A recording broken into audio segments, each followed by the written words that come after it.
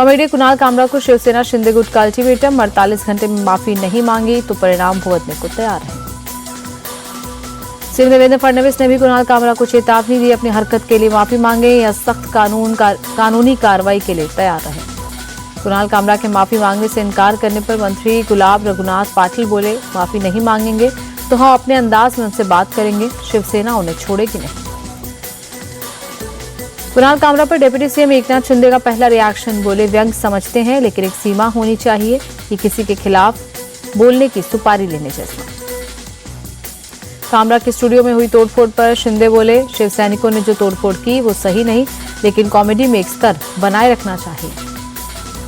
कुणाल कामरा विवाद पर बीजेपी विधायक सुधीर मुनगंटीवार का बयान, कानून के हाथ लंबे होते हैं, जो गलतियां करेगा वो जेल जाएगा। कुणाल कामरा मामले पर कंगना रनौत बोली, किसी का भी अपमान करना ठीक नहीं, कॉमेडी के नाम पर गाली देना, मजाक उड़ाना ठीक नहीं है। कुणाल कामरा को लेकर एनसीपी शरद गुट के विधायक रोहित पवार बोले, अभिव्यक्ति की स्वतंत्रता सभी को है, कामरा अपने अंदाज में बोल रहे थे।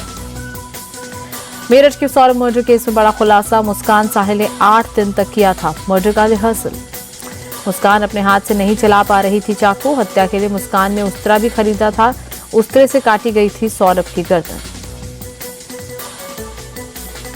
हत्या में इस्तेमाल उस्तरा पुलिस ने बरामद किया, फोरेंसिक टीम को जांच के लिए भेजा गया उस्तरा। फोरेंसिक टीम को उस्तरे पर सौरभ के खून के निशान मिले।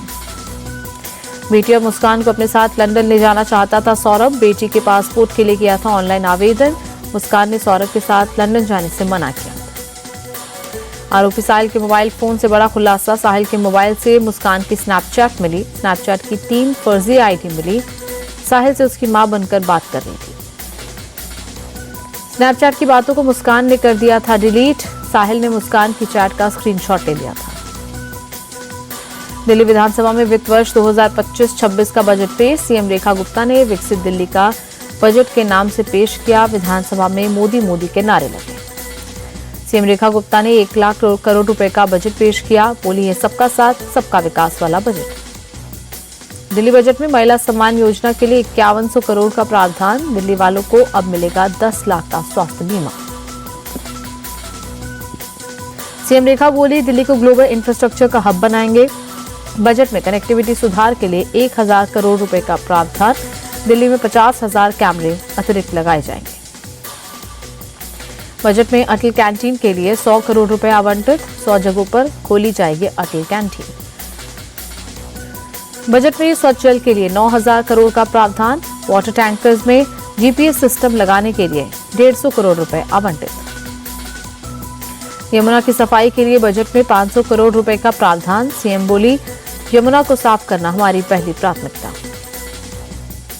अस्पतालों की बदहाली दूर करने के लिए बजट में 1000 करोड़ का प्रावधान, सीएम बोली, हर नागरिक को गुणवत्ता स्वास्थ्य सेवाएं देना हमारा लक्ष्य। बजट में सीएम श्री स्कूलों के लिए 100 करोड़ रुपए का प्रावधान, 100 सरकारी स्कूलों में भाषा लैब खोली जाएगी, भाषा लैब के लिए 21 करोड़ रुपए आवंटित।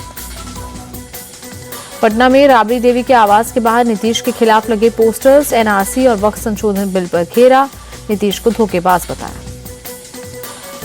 आरजेडी के पोस्टर में नीतीश कुमार को धोखेबाज बताने पर जेडीयू का वार, नीरज कुमार बोले, लालू परिवार ने नौकरी के नाम पर लिखवाई संपत्ति, इनको एनआरसी और वक्फ संशोधन बिल से कोई लेना देना नहीं। आरजेडी की इफ्तार पार्टी में कांग्रेस पार्टी के नेता शामिल नहीं हुए, जेडीयू ने कसा तंज, कहा आरजेडी से साथियों ने कन्नी काटी, इनके कर्मों का भागीदार कोई भी नहीं बनना चाहता। जेडीयू के तंज पर आरजेडी का जवाब, प्रवक्ता मृत्युंजय तिवारी बोले, राहुल के साथ दिल्ली में बैठक होने के चलते कांग्रेस के नेता इफ्तार पार्टी में शामिल नहीं हो सके। वक्फ संशोधन बिल पर बनी जेपीसी के अध्यक्ष जगदम्बिका पाल का बयान, बोले वक्फ में संशोधन से किसी की धार्मिक स्वतंत्रता छीनी नहीं जा रही, ये भलाई के लिए किया जा रहा है।